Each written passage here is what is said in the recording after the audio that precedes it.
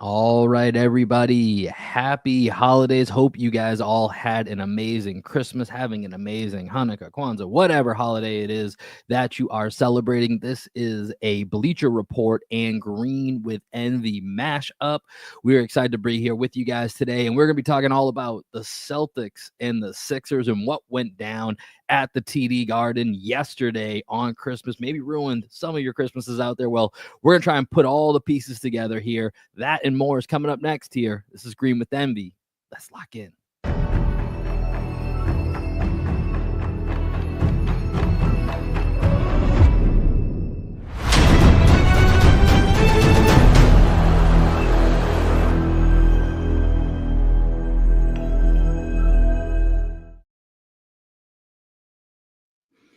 What up, what up, what up? Welcome into another edition of Green with Envy. We are live on the Bleacher Report app. Welcome into those of you that are not familiar with us. We are the Green with Envy podcast, part of the Blue Wire family. Appreciate y'all for joining us here today, the day after Christmas. So happy belated holidays to all of you out there joining us. My name is Will Weir. How you doing? How you living? And of course, joining me today, as he does each and every time, my best friend, co-host, and the coach of our podcast, the one and only Greg Menakis. Greg, how are you rocking post?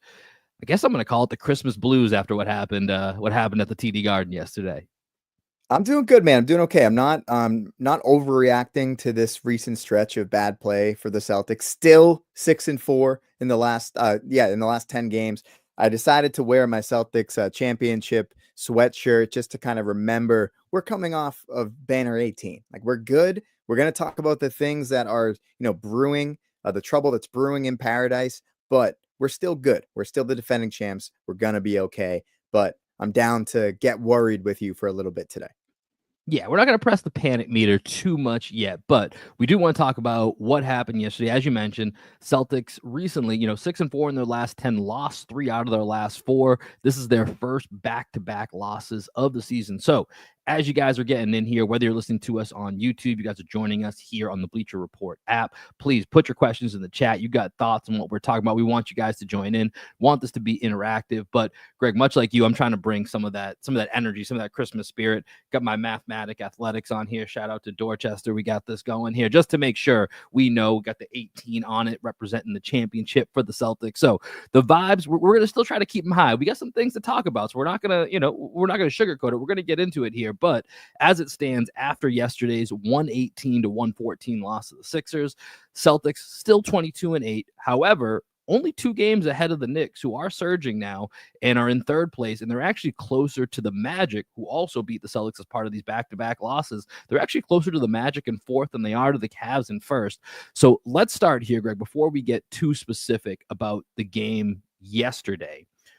Scale of 1 to 10. Like you said, I don't think either of us are going to be too high on this, but let's just do a temperature check. 1 to 10, where you at on a panic meter for the Celtics being in trouble? I'm going to go 3. I'm not overreacting, as I said. I'm not overreacting to what's been going on recently. I would put it at a 1, honestly, because we're the defending champs. But because we just had this, pretty much 2-week stretch where we weren't playing a lot of basketball, we had opportunities to get healthy. We had opportunities to work on things in practice. And then we come out and we don't play great basketball. We lose games to the Bulls. We lose games to the Magic, and then the Sixers, who, admittedly are playing a lot better. I think 8-3 in their last 11 games. They've definitely turned it around. They've turned their season around. But there are certain things with the Celtics that, especially on the defensive end, that haven't looked great. The shooting numbers are starting to go down for certain guys. We'll get into that. And then obviously the elephant in the room, the Latvian elephant that is Kristaps Porzingis, gets hurt again on Christmas Day. And you saw it on the first play of the game. He rolls his ankle and then he's hobbling around for the first half. And I'm just sitting there thinking, why is he even in the game right now? If he's hobbling, get him off the court. We don't need him in there. He did put him on ice until the playoffs, if that's what we need to do. Yeah, you could tell immediately that the even though he was out there and he hit a couple shots, but the confidence was not there. He was not planting. You could tell that he couldn't move properly. And to your point, this is now 11 games that KP's played in. 3 of them at this point, he's had to leave early or has left with some type of injury of a lower body sort. Yesterday being that left ankle soreness is what he ultimately left at halftime with and never came back. So, for some of the reasons you mentioned, Greg, I'm probably a little bit more towards a 4 because I feel like we're getting into, and this is where it's a little weird. It feels like we're in a prolonged stretch of the defense not quite being the defense that we know and love, and that kind of represents, like, that's a part of the identity of this team, right? Is how good they can be defensively and with the versatility. And part of the issue is we don't have all of our guys available, but as we're going to see, that's going to be something we have to deal with. I think that's just going to be the story of this Celtics team. Is it's going to be rare that they have, let's call it 6 or 7 of their main guys. I'm including Peyton Pritchard in that group now, that they have all 7 of those guys available. I think it's been 3 times this entire season, all versus the Bulls, weirdly enough. I think they've actually had their full complement of players available. So that's going to be, a common theme is not having this. But here's the weird part about it, Greg. So right now, Celtics are 8th in defensive rating. Last year, they were 2nd. The weird part about it is that their current defensive rating is actually about a half point better than what they finished last year in 2nd place. But the whole NBA has kind of shifted up a little bit at the top, especially with OKC, Houston, and others that are now far and above what defensive rating kind of standings finished with last year. So from the sense of being in a panic, this is where I'm trying to rein it in a little bit, where yes, 8th in defensive rating doesn't sound as good as 2nd, but the number actually is slightly better. But as you can tell from a lot of the comments after yesterday's game, they know it, right? The Celtics are all saying the right things. Joe Mazzulla said that they're playing inconsistent basketball. Jason Tatum said it's on them. We got to lock in on the right things. And I think both of those are things that if you're like us or like many of you that are tuning into us right now or watching these games, you can see a quarter where the Celtics are locked in. You're like, man, 21 points on defense. Good luck to this team that's going to try and score. And next thing you know, the Celtics have given up 118 points.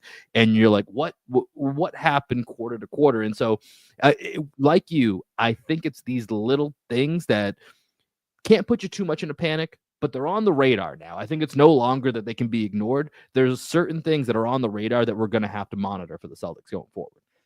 Yeah, and obviously Drew Holiday not being available yesterday is going to impact your ability to contain a guy like Tyrese Maxey, who just dominated the game all game yesterday.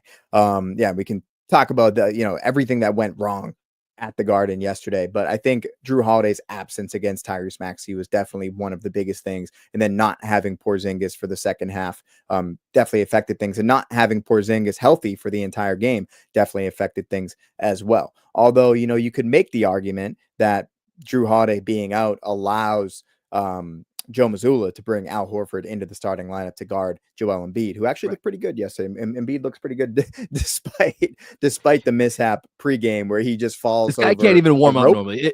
He's literally at this point now where whatever tweet comes up about Joel Embiid or whatever news breaks, it could be anything, and it would just make sense to me because he can't do anything normal. He can't walk normally, can't warm up normal. He can't have an interview normal. Like there is no baseline normal for Joel Embiid anymore. And yesterday, I mean, that news broke maybe 5-6 minutes before tip off that hey, he just landed awkwardly in warmups, tripping on a rope with the security guard there. Like this guy is just a mess, man. He's just a mess. They got the win, but he puts his body on the line for the city of Philadelphia every single season. They can't be mad at him.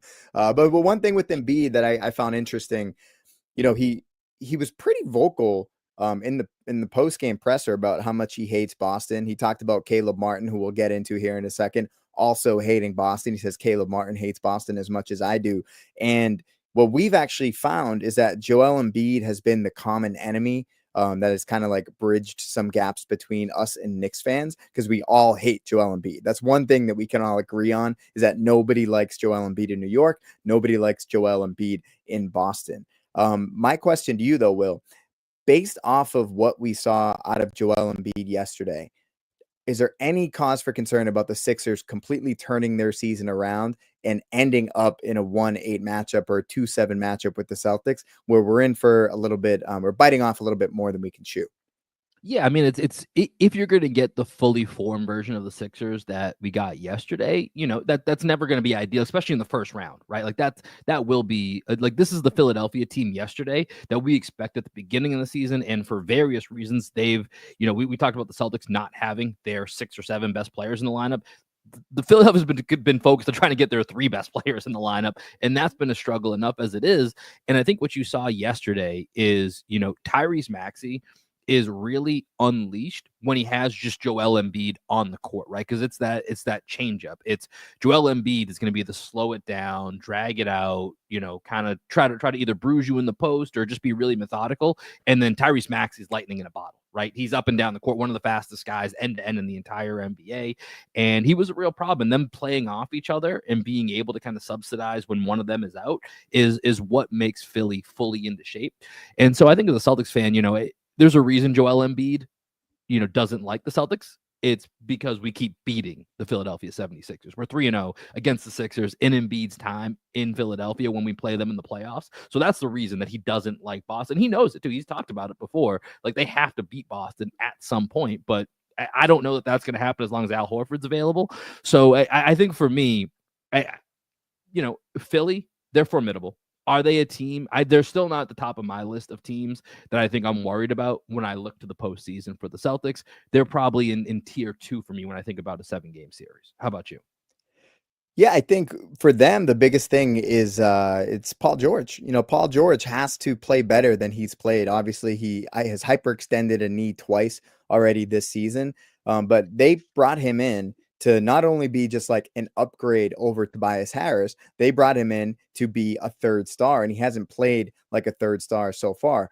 But if you're getting the two-man game that is Tyrese Maxey and Joel Embiid that you got yesterday in that game, he might not need to be a third star if those two guys can really play to the level that they played, because we could not stop them. Joel Embiid was doing whatever he wanted against Al Horford, whatever he wanted against Porzingis. He was pretty dominant on the offensive end.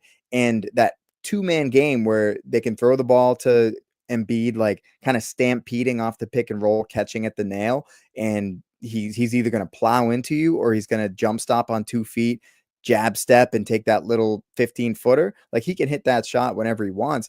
And then he was hitting the 3-point shot yesterday too. And if Embiid's hitting the 3-point shot, like you put your So hands up, tip your hat that's to what him worries and me, say, right? yeah. Like I actually didn't think that the Celtics defended Embiid terribly yesterday. I mean, he had his 27 and 9. He was 7 of 7 from the line. That's one thing that's so clutch about Joel Embiid is that he can make his free throws. That really separates him from a lot of the They were other great bigs 19 in the for league. 19 from the free throw line yesterday. Right. That's in Celtics were, I believe, 8 of 13 overall. Yeah, and that's a big difference in this game. And in the fourth quarter, I believe it was 8 of 8 for the Sixers and 3 of 6 for the Celtics. That's a big issue when it comes down the stretch, that Joel Embiid can get to the line and he's going to make those free throw shots. And so, overall, I actually didn't think the Celtics defended him. Maxey was a real problem. I think it's a combination. Like you can't say Maxey and Embiid go off of each other, like I was talking about. But I think when Embiid's hitting those 3-point shots, he went 4 or 5 yesterday, right? Like he can do that, sure. I think more than likely, most times you're going to get a 2 for 5. So you take away those 6 points, it's a 2-point Celtics win, right? And it doesn't work, obviously exactly in that manner in a vacuum. But I think overall, I'm okay. And I still think, Al Horford, who is the primary defender on Embiid, I still thought he was pretty good on him yesterday overall. I didn't really have much of an issue, but it's what Embiid being out there unlocks with Maxey, and that's always been the water bug speed type point guard that has kind of given the Celtics trouble. And so something I wanted to bring up is, we know that Drew Holiday wasn't there yesterday. And likely he's going to have something to say with when Maxey gets going, and he'll be a part of that. But who do you think yesterday, having watched the players that were available, was the best defender on Tyrese Maxey, or maybe who's someone that should have spent more time in that Maxey matchup? I just think with Maxey, he's one of those guys that's not a true point guard. You saw it towards the end of the game. The moment the Celtics decided to press him full court and like really make sure he couldn't get ahead of steam and just like fly into pick and rolls and fly into pistol actions on the sideline, he's not the most natural like end-to-end ball handler. He does have good handle, but he has good handle like in transition and in pick and roll. He's really Mhm. crafty. So to me, it's more of like the team concept. how are we defending Maxey? Are we going to actually pressure him full court or allow him to just like walk past half court and then explode? Because it was Peyton Pritchard who caused the backcourt violation right at half court, and then Jaylen Brown got 2 steals on him, just adding a little bit more pressure. And I think that's the thing with Maxey and Embiid. They're kind of front runners, and the Sixers are kind of front runners where if you just kind of get in their shirts a little bit, they're gonna back down more often than not from what we've seen historically with that team against the Celtics, right? You saw they melted down at the end of the game, and the Celtics almost pulled it off, but we just couldn't figure it out at the very end. You dug yourself too big of a hole. The defensive collapse on that Maxey inbound was the absolute backbreaker. And that to the first point that we started this podcast with, that's the moments where, to Jason Tatum's point, like, how were you guys not locked in on letting somebody get to, there was 1.1 on the shot clock, right? Like, and that real the quick, absolute on that 1.1, one thing that really stood out to me, Nick Nurse, it was 0.8 on the shot clock, and Nick Nurse told them to check the time. They didn't go to the monitor. They just added 0.3 of a second. And I was actually upset Joe Mazzulla didn't fight them on that to say, hey, go actually check how much time is left. Because it could have been 0.9. It could have been 1 second. He got the shot off with 0.1 on the shot clock. Like that. He fumbled it, right? He almost didn't get it off. Yeah. He fumbled the pass on the way up. Right. So Nick Nurse fighting for his team to get just arguing with the refs, getting them the 0.3. Arguably won them the game. And I don't know if Mazzulla, I couldn't see everything. I wasn't there at the game. So maybe Mazzulla was protesting, but they just seemingly added 0.3 without really checking exactly how much time could have been on the clock there. But yeah, to your point, the defensive breakdown there, like Peyton Pritchard, what the heck you're doing? I'm not playing, my man. Like they go ahead. No, I was gonna say Peyton Pritchard, and this is, we've already basically crowned him 6th man of the year. He's in his first kind of slump of the season, right? And it's a small sample size, but his last 3 games, 6 points, 7 points, 4 points on 3 of 19 from 3. And you mentioned the defense that he played on Maxey to cause the backcourt violation, but I feel like especially this game, look at the Magic game, and these are 2 teams that you're going to look at pretty heavily in the postseason. And these have been 2 games where it felt like the impact of Peyton Pritchard was not the same. It was more of last year when we had a couple of questions of certain matchups. It might be a little tough for Peyton Pritchard to put his stamp, and in the rotation, he's very firmly in the rotation at this point. I'm not to say he's all of a sudden still not the favorite to win 6th man of the year, but these last 2 games, my antenna's up a little bit with that Peyton Pritchard really struggled to make an impact, aside from a few defensive possessions late with Maxey, which he kind of had to be out there with no Drew Holiday. I think it's a combination of things. I think part of it is just like a natural numbers thing, right? Where he's shooting so hot early in the season, he's bound to go through a slump like this. It happens to every single player. Right. Derek White is going through a pretty significant slump right now as well, right?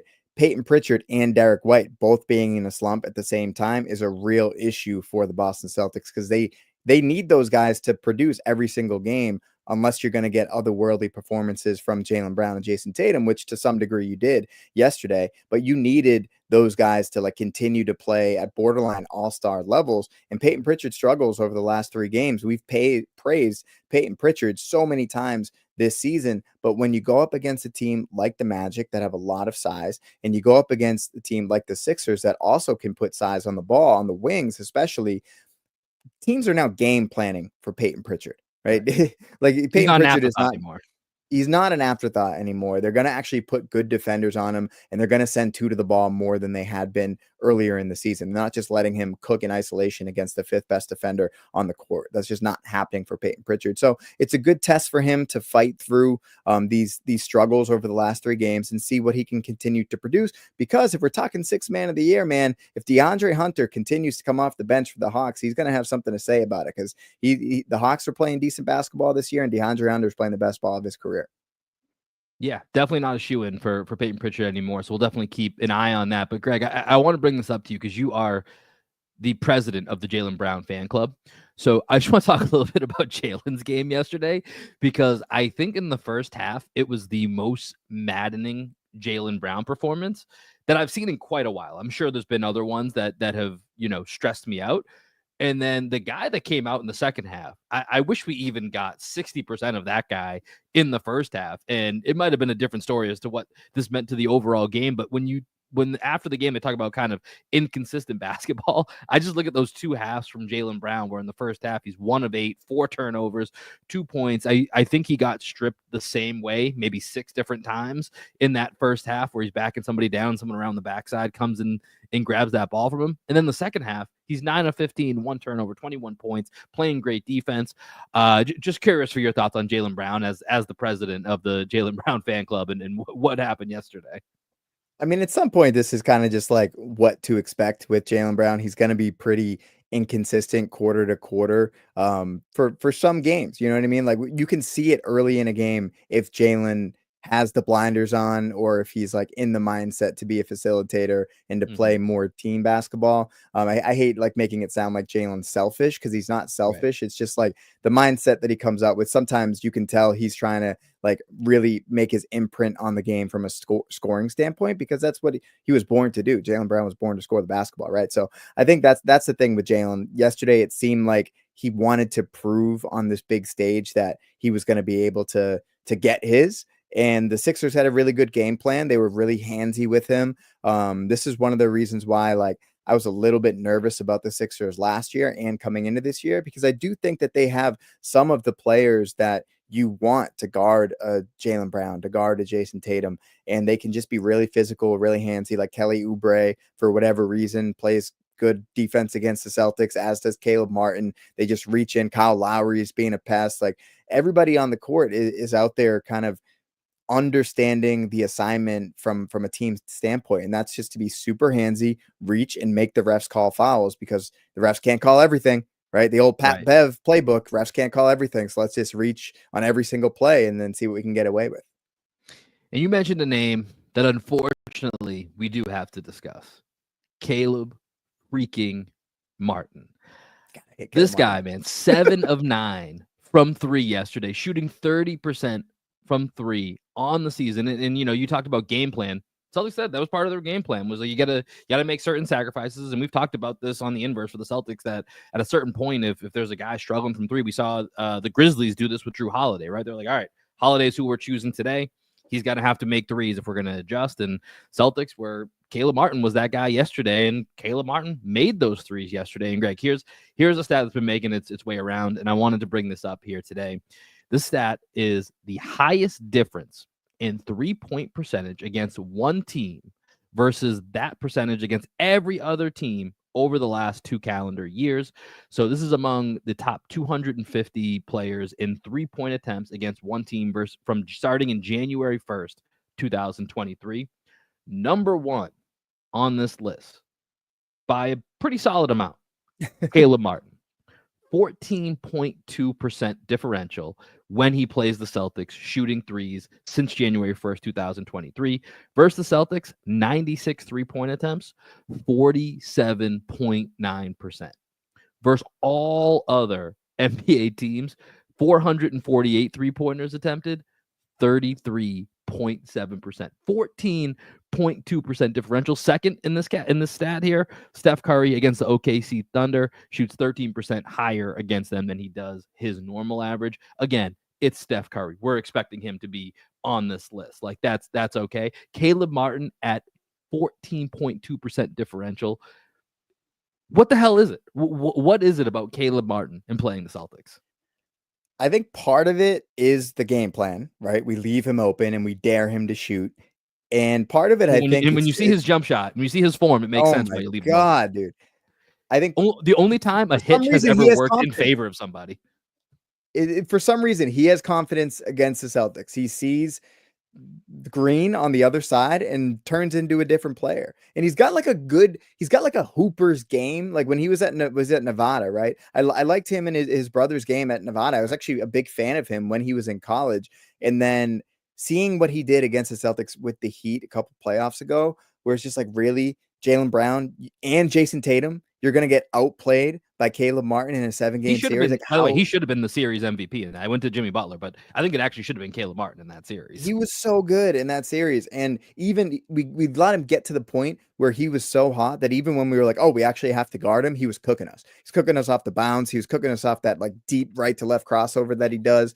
And yesterday, We left him open, wide open. He sits there like thinking about shooting the shot for 3 seconds. It's like, you know what? They're really not going to guard me. I guess I'll shoot it.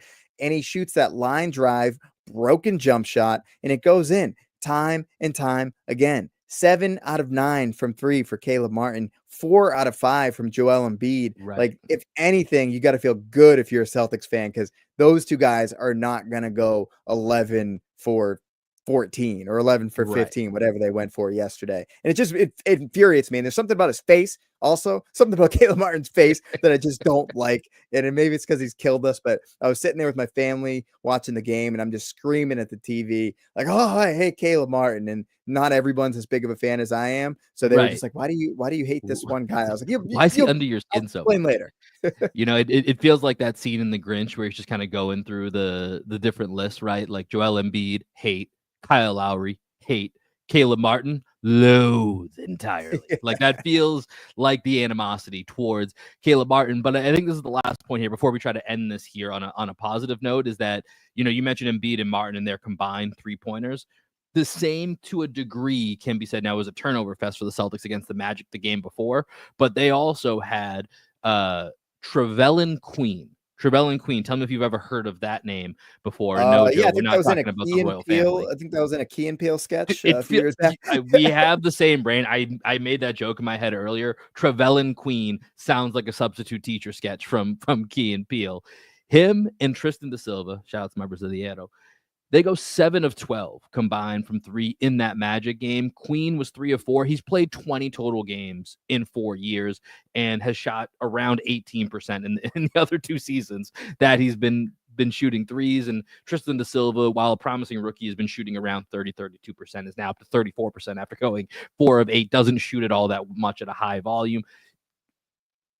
If you're a Celtics fan, I feel like, you know, if the Magic game hadn't happened right before the Sixers game, I think it would be an easy brush off.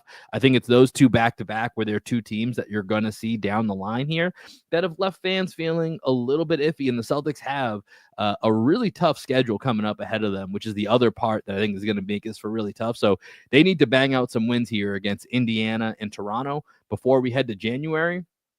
I'm just going to read this to you here quickly, Greg, because it gets really tough, and then we'll go to a positive way to end this here. But here's the January slate for the Celtics.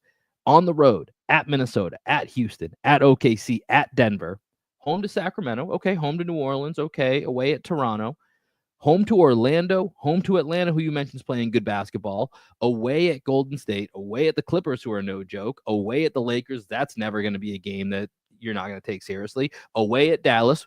We'll be in the building. Come holla at your boys. Home to Houston, home against Chicago, who's obviously played the Celtics very tough this year, and then close it out away in New Orleans. Like, that's a really tough January. So this has to be the time that the Celtics get it together. Definitely. That's a super tough schedule. And just we have a comment, first comment from the stream from Southsiders. Shout out to Southsiders. He says, so overall, what's your level of concern 1 to 5? We covered this at the beginning. We did it on a scale of 1 to 10. So 1 to 10, I was at a 3. Will, did you ever answer that? What was your it was about a 4. level? So I think if we're going 1 to 5, you'd be at about a 2. I'd be at about a 2.5, somewhere in that range is kind of where we're at. You know, the antenna's up, Southsiders. We're definitely there's things to monitor. And I think if we check back and just went through that whole slate in January, I think when we check back here in a couple of weeks, we may have some different answers for you. So we'll keep tuned to that and see what happens. But Greg, you got one more thing before we try to end this on a positive note? One stat to kind of keep your eye on in terms of like concern level. Last year, Boston's preferred starting 5, right, with Porzingis at the 5. 80 they played, let's see, 623 minutes together. They were a plus 11 in those 623 minutes together. They are -4 net rating in 85 minutes together this year. So that starting 5, I think the lack of cohesion, and if Porzingis continues to be in and out of the lineup and Holiday continues to be kind of in and out of the lineup, that's the one thing that I'm a little bit concerned about, is that lineup was so dominant last year, and to see them only play 85 minutes together thus far, and to not great results, that's one thing to keep your eye on if Porzingis can't get healthy.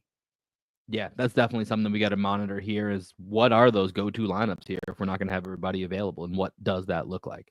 But guys, it's the holidays here. Everyone's hopefully having a great time with your friends and family, your loved ones, whoever it is that you're celebrating with. So we don't want to end this on a sour note because the Celtics lost yesterday. They're going to be okay. They're 22-8. They're in second place in the East. We've got plenty to be happy about. So we wanted to end this. We were trying to think about this, and this came from one of our listeners on Reddit. What are the best gifts on this roster that we've gotten from the Celtics' own Santa Claus, POBO, President Brad Stevens? What are the best gifts that he's given us to get us to this roster that brought home title number 18? So, Greg, we have so many different options to choose from here. You're going to give one. I'm going to give one here so we can leave this feeling on a good note. For you, what's the best gift that President Brad Stevens has given the Celtics roster? I'm going to go bringing Sir Al Horford back to Boston. That was my favorite thing that Brad Stevens has done. There's so many that you can choose from, right?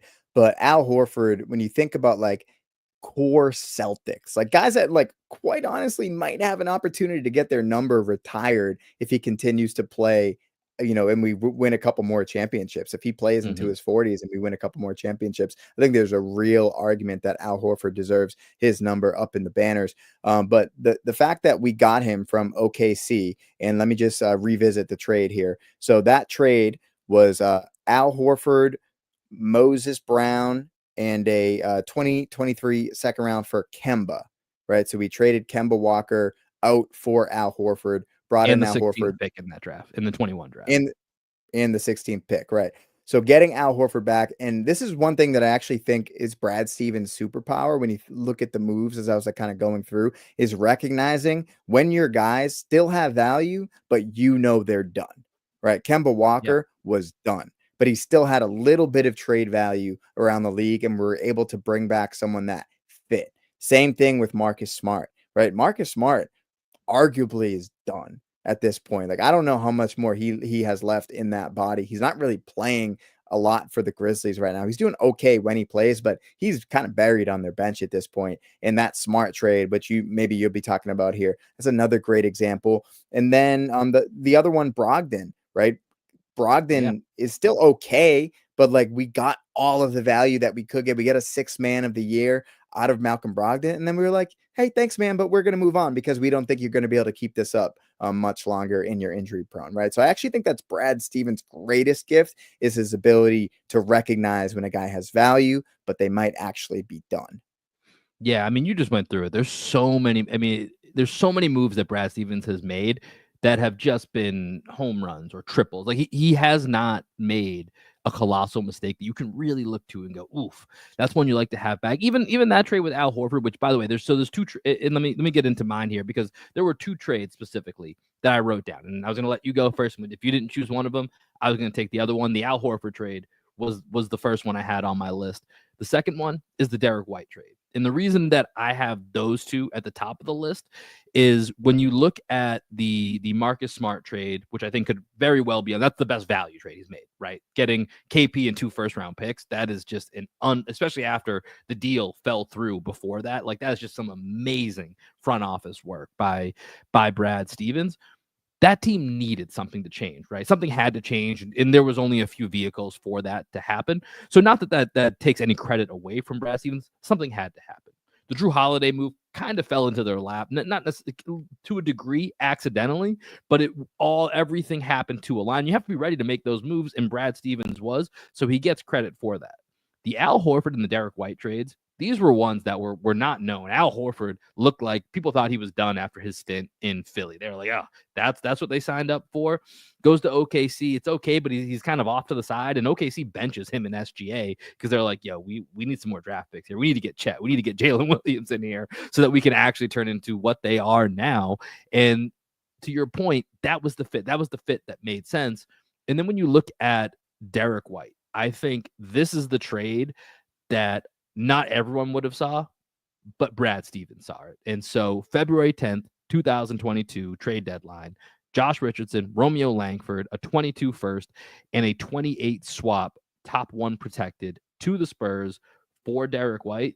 and you look at what Derek White has become to this organization, to this team, how bought in he is, and how much he's a part of the future. You talked about those different lineup machinations and what that's going to look like going forward. I don't know, but the one thing I can tell you is that most likely there's 3 guys that I feel pretty confident are going to be a part of it. Jaylen Brown, Jason Tatum, and Derek White. Those are the 3 guys that I feel like are the absolute current and future nucleus of this team that you will not see touched. Those are the guys that are going to take the Celtics from this version to whatever version we get 2-3 years down the road. And Derek White is everybody's favorite all-star that's not an all-star, right? That's kind of who he's become. And that's the move that I look at for Brad Stevens, that I say, thank you, P.O.B.O. Stevens. This is the gift that keeps on giving, the gift that is Derek White. And he keeps popping out different Sam Adams beers. So everybody's winning. Everybody's happy this holiday season. Have you had last thing before we go, have you had a chance to have a Derek White Pale Ale? I actually haven't, and that's a good call. I might need to run out and grab one. I don't know where they're available. I'm in Boston right now. I'm in Dorchester. Shout out to St. Anne's. Shout out to Neponset. Shout out to Adam Street, Ashmont, the Red Line. I'm here in Dorchester. I'm here for one more night, so I might need to go get myself a Derek White Pale Ale. The SOS is out there. If you're in the chat and you know where Greg in Boston can go get a Derek White Sam Adams Pale Ale, let him know. He needs to go pick it up. But Greg, I'm glad we could end this on a happy note, right? This is guys, the sky's not falling. We're gonna be okay. Antennas are up. We're alert. We know there's things the Celtics need to work on, but end of the day, Celtics still in great shape here. And we appreciate everybody that took some time out of their holidays to come rock it with us here today, whether it's on Bleacher Report or you're watching this on YouTube or you're listening to this on the audio feed, Spotify, Apple, wherever it is that you listen to podcasts. We appreciate you guys for taking the time to rock it with us today. And if you're new, come follow us at Green MV Pod. You can follow us on Twitter. You can follow us Instagram, Blue Sky. We're over on there as well. Greg, TikTok is at the same handle at Green MV Pod, I believe. I think so. Yeah. Yeah, well, TikTok, just search it. Yeah. Find us on TikTok. All right, Greg, any final words? I don't know if TikTok's going to exist. That's true. Who knows? So maybe for a limited time only, go and find us on TikTok while you still can. Greg, any final thoughts before we send everybody out of here to go enjoy the rest of their Thursday? No final thoughts, man. Happy holidays. It was unfortunate we didn't get to spend Christmas together this year, but so I'm glad we got to do this stream. I'll see you back in Austin, Texas, my friend. All right, brother. Peace out, everybody, and we will catch you guys later this weekend.